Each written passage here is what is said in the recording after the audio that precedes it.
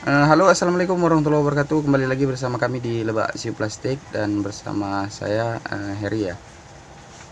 Selamat pagi juga buat teman-teman yang masih menonton di channel ini, dan juga selamat pagi bagi teman-teman yang calon juragan plastik dan juga calon juragan sembako ya.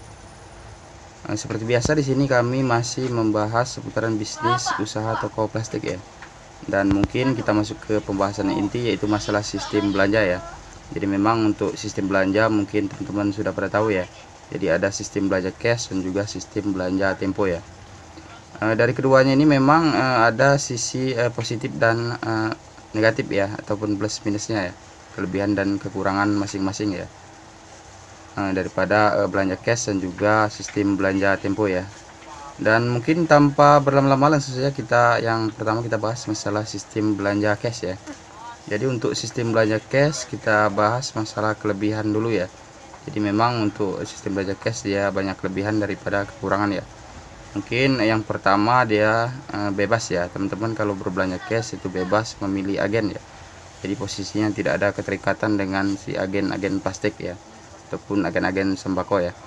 Di sini teman-teman tinggal menyesuaikan ya. Jadi bisa berbelanja di agen A, teman-teman juga bisa berbelanja ke agen C, dan juga teman-teman bisa berbelanja ke agen lain ya. Jadi semakin banyak tempat teman-teman itu belanja ke agen, itu semakin lebih baik ya. Jadi di sini teman-teman yang pertama itu dapat masalah kebebasan belanja ya. Jadi istilahnya agen punya barang, teman-teman punya uang ya. Jadi kalau memang harga tidak cocok, teman-teman bisa ke tempat lain ya. Itu yang pertama ya.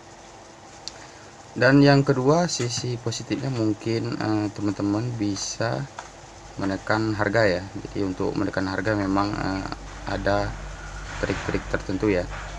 Dalam hal ini mungkin teman-teman bisa berpindah ya. Jadi kalau di sini memang harga mahal, teman-teman tinggal pindah ke agen lain ya. Di sini biasanya teman-teman bisa namanya sistem adu harga ya. Jadi kalau di sini memang 10.000, kalau di toko lain teman-teman bisa dengan harga yang berbeda ya. Biasa nama sistem penawaran, sebisa teman-teman menawar dengan harga terbaik ya. Jadi kalau memang tidak cocok harga, teman-teman tinggal bilang ya kalau harga memang terasa agak sedikit mahal ya. Jadi yang kedua, teman-teman bisa namanya menekan harga ya. Jadi teman-teman bisa dapat harga termurah dari agen-agen plastik dan agen-agen sembako ya.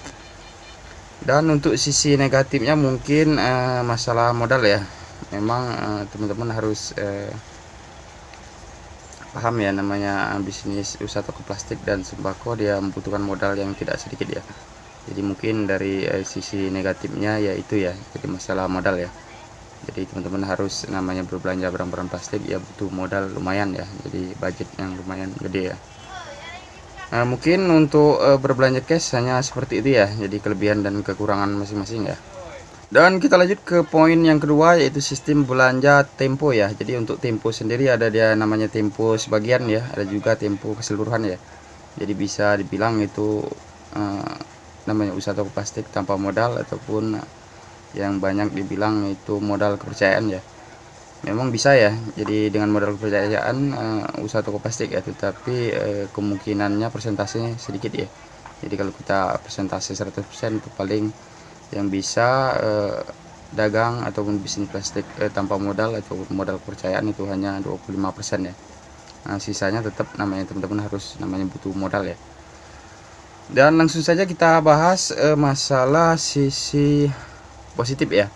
Jadi untuk sisi kelebihannya ataupun positifnya itu jelas masalah modal ya.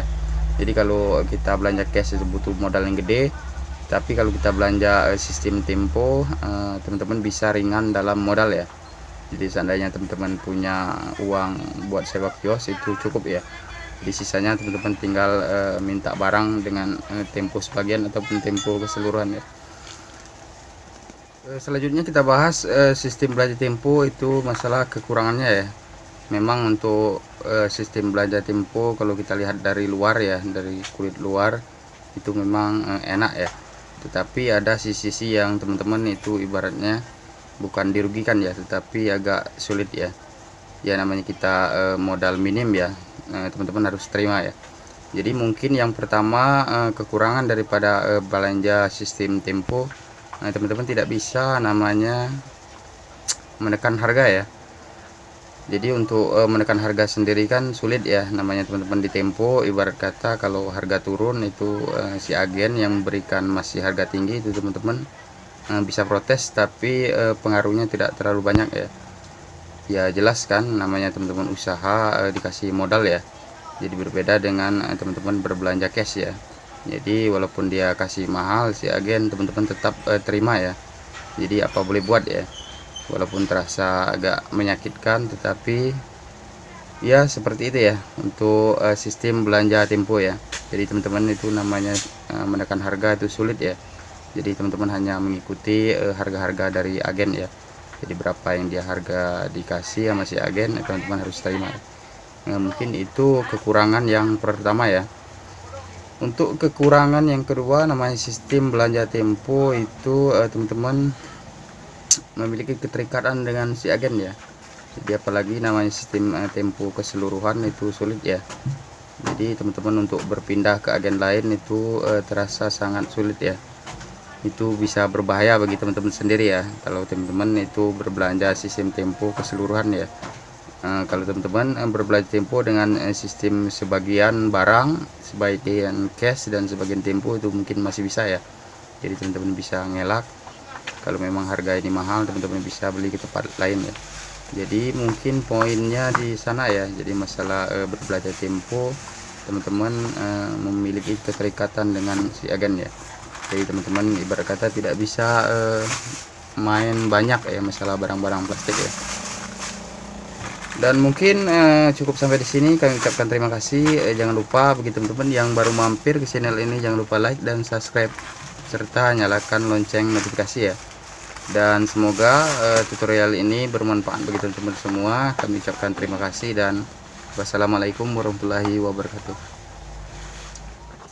Mungkin ada yang ketinggalan ya. Jadi bagi teman-teman yang pengen bertanya atau masalah bisnis usaha atau plastik, silahkan bertanya di kolom komentar ya. Dan juga bagi teman-teman yang butuh informasi, di sini kami pasti menjawab ya. Jadi kan channel ini buat teman-teman berbagi ilmu dan berbagi pengalaman ya. Dan juga bagi teman-teman yang merasa bisa menjawab dari pertanyaan dari yang lain, silahkan dijawab ya. Jadi untuk sharing-sharing namanya bisnis usaha toko plastik, mungkin teman-teman bisa isi kolom komentar ya. Jadi mungkin tambahannya di situ ya. Dan juga bagi teman-teman yang baru merintis usaha toko plastik, kami harap bersabar ya, karena memang namanya merintis usaha toko plastik dia sulit ya. Jadi perkembangannya memang dia bertahap. Dan juga kalau teman baru-baru namanya belajar namanya dagang plastik itu memang terasa berat ya, pusing ya. Jadi item yang dimainkan memang sangat banyak sekali ya. Dan mungkin sekali lagi kami ucapkan terima kasih atas kunjungan ke channel kami ya. Dan kami ucapkan sekali lagi wassalamualaikum warahmatullahi wabarakatuh.